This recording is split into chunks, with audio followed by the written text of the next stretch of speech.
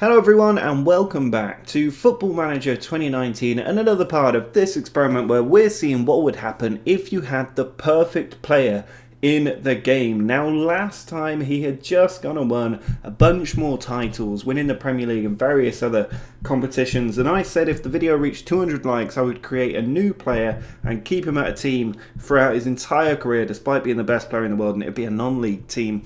Unfortunately that is not possible. I have tried so many different ways to do it, but no matter what I do he always transfers because he's under the age of 20, 21, or because I've changed a player under the age of 18. I don't know what it is. I've tried lots of different ways of doing it, but I have not been able to stop him leaving on a free transfer in the first transfer window. I've tried lots of different things and I cannot make it work.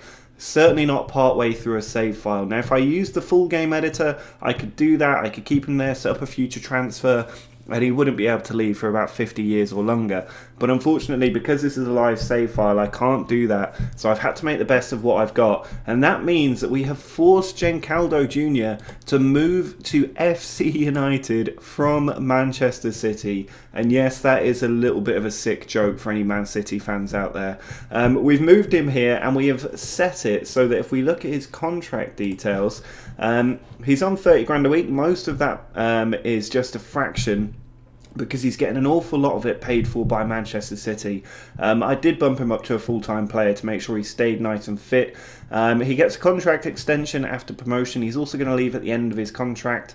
And we've also set up, or I have set up at least, or will set up, a minimum fee release clause of £1 billion so that he will not be able to leave, because no club can afford that much money in this game. Even PSG and Man City cannot afford that much money. We've also set up all these contract extensions just in case I forget to extend his contract. I will change this and put it to £1 billion with no expiry date. So he will never leave this club. He will stay here, and we are going to see if FC United can get out of the Vanarama North and hopefully make it all the way up to the Premier League, with the only addition being the best player in the game playing up front for them. Now you can see from his career stats, he normally gets about two goals every 3 games, I would say. That's about his record. It's a bit better than that, but it's around that level. But he is involved in more than 1 goal every game. His goal contributions, assists and goals exceed the number of games that he's played. And you can see he's man of the match in just about every game. He's man of the match as often as he scores a league goal. But dropping down from the top tiers in football to non-league, which is where he started his career in the Vanarama National, he did get 60 goals in 57 games in his first professional season. He's in the peak of his career at 29 years old. He scored 182 international goals, which I think will probably be the last one he scored unless they make it to the Premier League.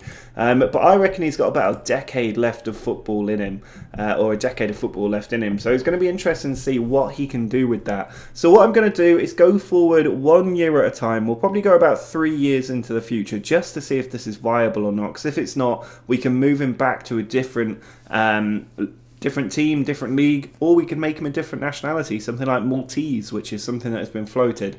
So we'll see how he does and if he can raise him up the leagues or not. So let's go forward 1 year in time and see how he's done. But before that, make sure you hit that like button if you're still enjoying this experiment, and make sure you subscribe if you're new to the channel as well. Only about 30% I think of people watching this are actually subscribed, so make sure you hit that subscribe button if you're not, and it really does help the channel grow. So let's just go forward 1 year into the future and see how he's doing.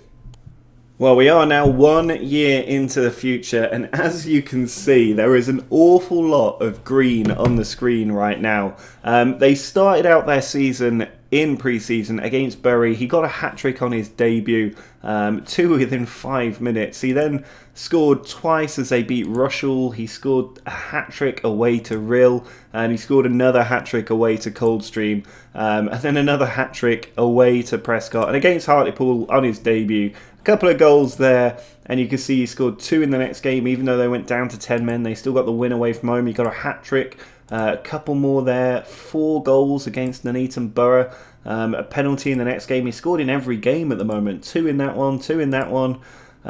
He did not score in this game against Mether though, so that's where it came to an end. He did score against Kings Langley in the FA Cup second round, Drew Brown, I thought it was Dan Brown then.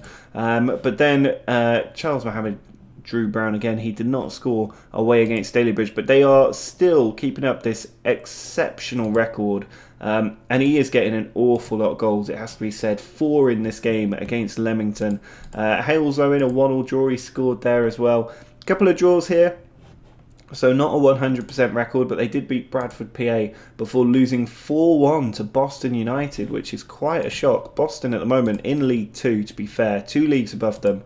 Maybe not a massive shock away from home, but he didn't score in that game. Somebody in the comments mentioned he's not a big game player. I think that's something that could be fair. He does have a 20 for important matches, so he really should be. But there is a question that perhaps he's not quite pulling his weight. But he is getting plenty of goals here, including in this game in the FA Trophy. Still racking up the goals. They did lose to Darlington at home, so they did not have a perfect season. But still racking up the wins. There's no doubt they've won the league on this basis, and they're still going in the FA Trophy as well. Hat-trick against Altrincham. And then a goal here against Hartlepool as well. They did lose to Southport. He did score in that game, but it wasn't enough to save them, and they went out of the FA Trophy in the 4th round as well.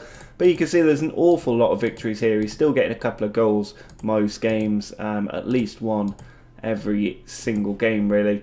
And there you go, they absolutely won the Vanarama North on that basis. If we just have a quick look at how that league table looked at the end of the season, you can see 108 points there. They finished a good 29 points clear at the top of the table. But when we look at the stats here, he got 46 league goals, 9.18 rating. He had the most assists as well, was 25. 40 Player of the Match awards as well.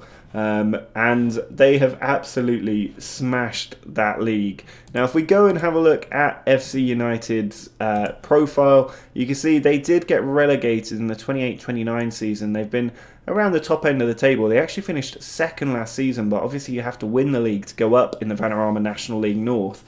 So they're a decent team anyway, but when you throw the world's best player in there, and he's not even captain at the moment, he's vice-captain, they are always going to do really well. You can see he's still got a perfect record here, still worth £42.5 million. And there he got 46 goals in 42 games. There were only 2 matches all season where he didn't get player of the match.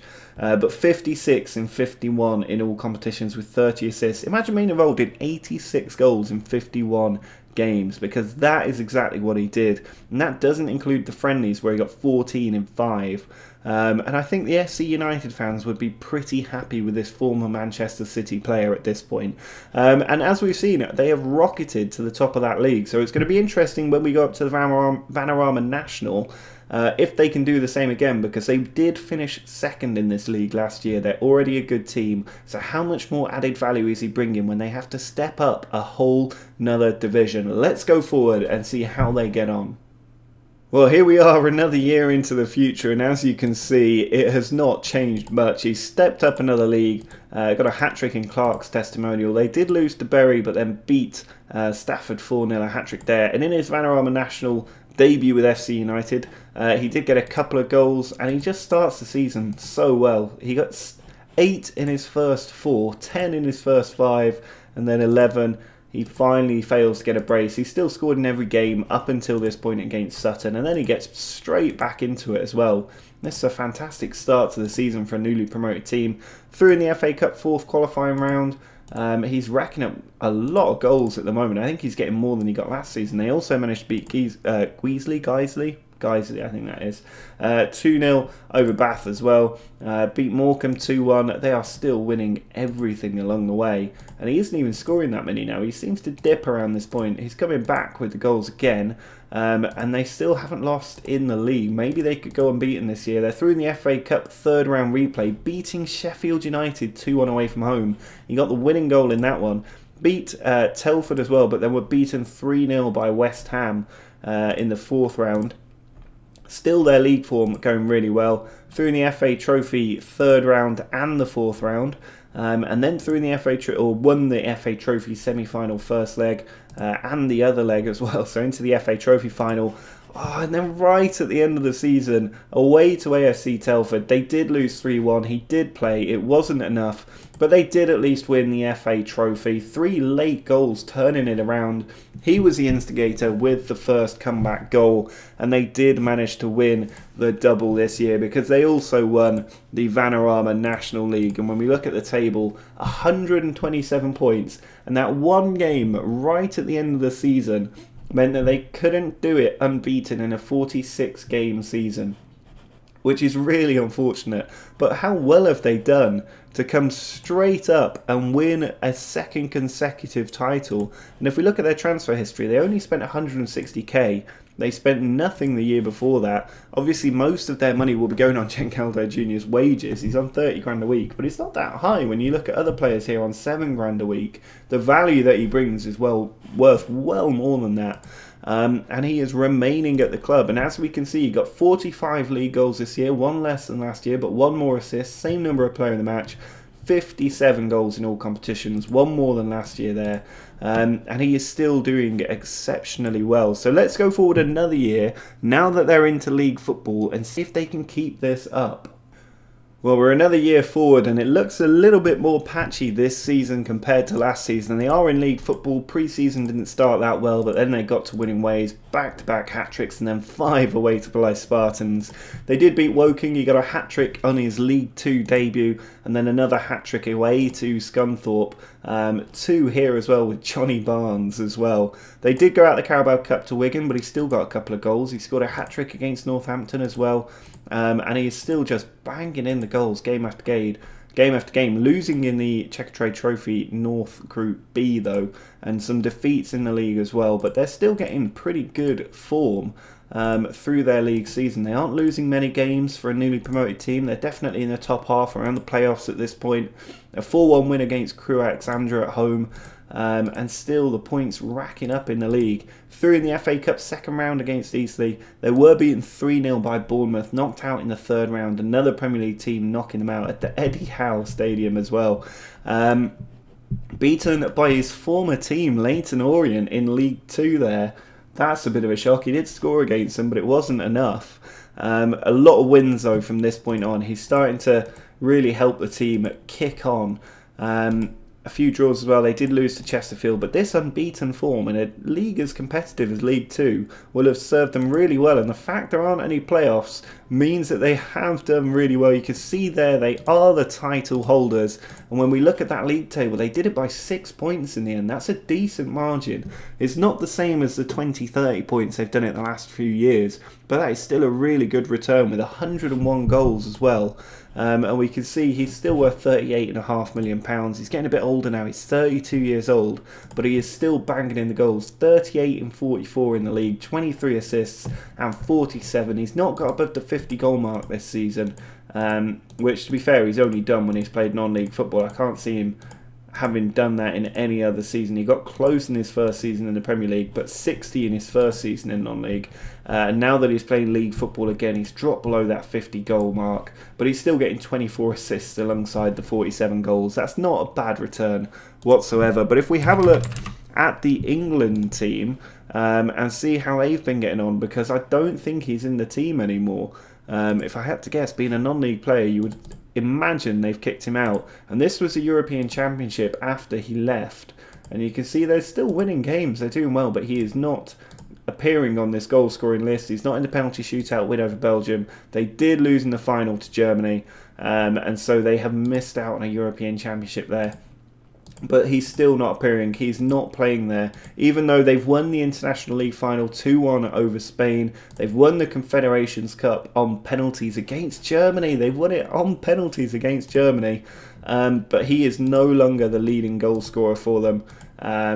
It has been replaced very much by this Ryan Deacon guy who plays for Manchester United, worth £80 million, 300 grand a week. He's a world-class player, and he has filled Jenkaldo Jr.'s boots, and he is no longer there. And when we look at the golden ball as well, we will see that he is no longer here either. He's not even in the top 3.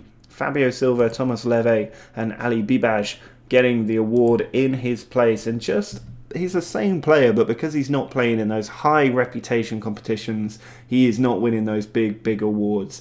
So that is going to be it for today's episode. Now, obviously, things have progressed pretty quickly. They've won 3 straight titles, climbing up the pyramid, and it's going to be interesting to see if they can make it all the way to the Premier League. Obviously, it's a bit tighter now that they're in League 2, but it'll be interesting to see where they bottom out. So let me know in the comments where you think they will hit that stall and not be able to go to the next level. We can see from their transfer history they are not spending money. They don't have it to spend. This is not a billionaire experiment.